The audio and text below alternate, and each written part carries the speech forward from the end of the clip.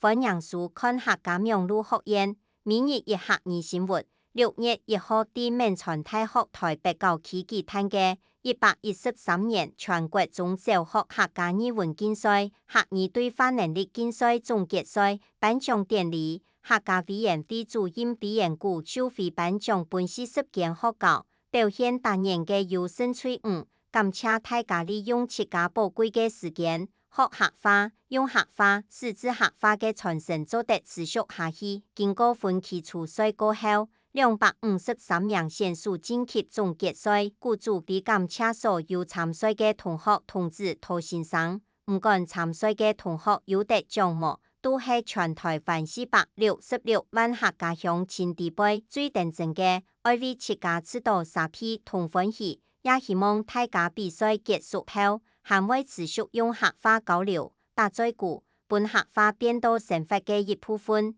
以上係客家名錄學院嘅報道，接下來愛教大家今本日嘅每日一客語，就是打嘴鼓。打嘴鼓，佢平常時候用客話打嘴鼓，佢平常時候用客話打嘴鼓。唔學為盲，下一擺章來了。